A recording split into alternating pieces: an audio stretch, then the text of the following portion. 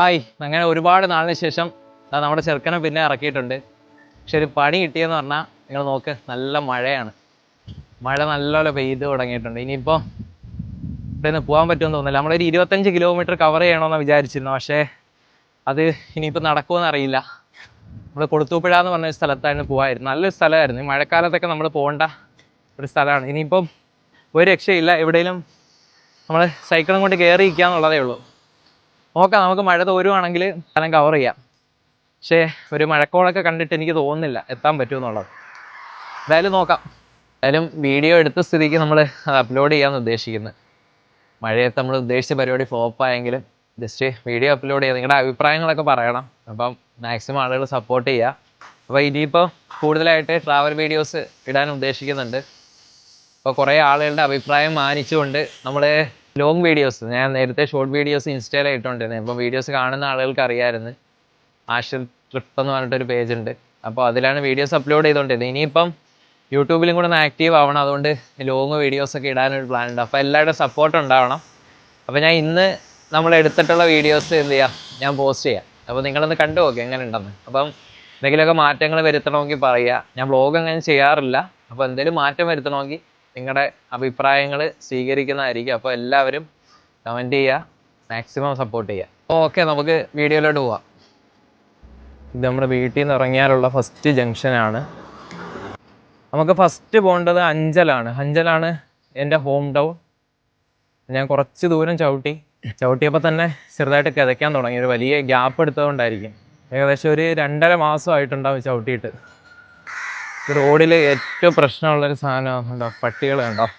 വേറൊരു ബൈക്കിൻ്റെ പുറകെ അല്ലെങ്കിൽ കാറിൻ്റെ പുറകെ പോകാത്ത, ആരെയും കടിക്കാത്ത പട്ടികൾ സൈക്കിൾ കാണുമ്പോൾ മാത്രം അതിൻ്റെ പുറകെ വരും. അതെന്താണ് അതിൻ്റെ ഒരു സൈക്കോളജി എന്ന് മനസ്സിലാവുന്നില്ല. എൻ്റെ മാത്രമല്ല, പൊതുവേ സൈക്കിളുകാരുടെയൊക്കെ ഒരു വെല്ലുവിളി പട്ടി തന്നെയാണ്. അപ്പം പട്ടികൾ നിരന്തരമായിട്ട് എല്ലാവരും ഓടിക്കലുണ്ട്. ഞാൻ നേരത്തെ വിചാരിച്ചിരുന്ന എന്നെ മാത്രമാണ് ഓടിക്കുന്നതെന്നായിരുന്നു. സൈക്കിളായിട്ട് എക്സ്പീരിയൻസ് ഉള്ള കുറച്ച് ആളെടുത്ത് ഞാൻ ചോദിച്ചായിരുന്നു, ഇപ്പം കടിക്കാൻ വരുമ്പോൾ നമ്മൾ എന്താ ചെയ്യേണ്ടതെന്നുള്ളത്.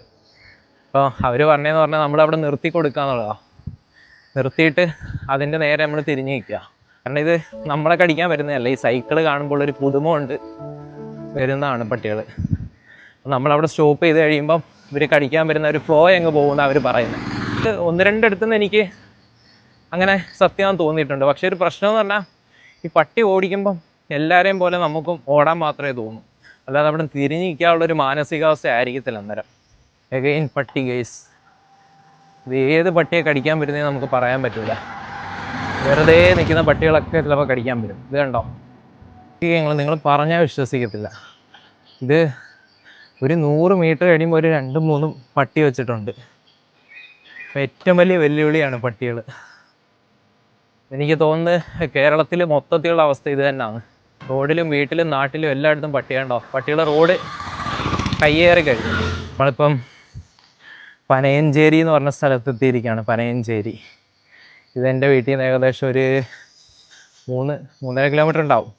നിങ്ങൾ ക്ലൈമറ്റ് കാണുന്നുണ്ടോ എന്ന് അറിയില്ല, ഭയങ്കരമായിട്ട് മഴക്കോളാണ്.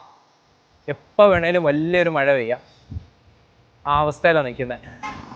അപ്പോൾ മഴ പെയ്യുവാണെങ്കിൽ നമ്മളെവിടെയെങ്കിലും കയറി നിന്നിട്ട് തിരിച്ചു പോകുമെന്ന് പറഞ്ഞാൽ ലേറ്റ് ആവുകയാണെങ്കിൽ, മഴ പെട്ടെന്ന് നിന്നില്ല എന്നുണ്ടെങ്കിൽ തിരിച്ചു പോകും.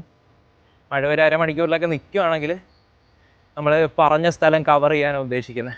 നല്ല മഴക്കോളാണ്. അപ്പോൾ നമ്മൾ ഇപ്പം പെയ്യോ ഇല്ലയോ എന്ന് നോക്കാതെ എവിടെയെങ്കിലും കയറ്റി വയ്ക്കുന്നതായിരിക്കും നല്ലതെന്ന് തോന്നുന്നത്. പിന്നെ മഴക്കോള് കണ്ടിട്ട് തോരുന്ന ലക്ഷണമില്ല. അങ്ങനെയാണെങ്കിൽ നിങ്ങൾ തൽക്കാലം ഇതുകൊണ്ട് അഡ്ജസ്റ്റ് ചെയ്യുക. നമ്മൾ ഡീറ്റെയിൽ ആയിട്ട് മഴ കുറയുന്ന സമയത്ത് എന്തായാലും ഇടുന്നതായിരിക്കും. ഇവിടെ ഇപ്പോൾ ഒരു സ്ഥലം കാണുന്നുണ്ട്, സൈക്കിളും കൂടെ കയറ്റി വെക്കാൻ പറ്റുന്നൊരു സ്ഥലം. എഗെയിൻ പട്ടികൾ. ഇവന്മാരെ കാരണം ഓരോയിടത്തും കയറാൻ പറ്റാത്ത അവസ്ഥയാണ്. നോക്കിയിരിക്കുന്നുണ്ട് ചാടി കടിക്കുമോ എന്തോ. മഴയൊക്കെ നല്ല സ്ട്രോങ് ആയിട്ട് പെയ്തുകൊണ്ടിരിക്കുക കേട്ടോ. മിക്കവാറും നമ്മൾ ഇന്ന് ക്യാൻസൽ അടിക്കേണ്ടി വരും. എന്നിട്ട് വൈകിട്ട് വല്ലതും ഇറങ്ങേണ്ടി വരും എന്നാണ് തോന്നുന്നത്. അഞ്ചലുകാർക്ക് ഈ സ്ഥലം അറിയായിരിക്കും.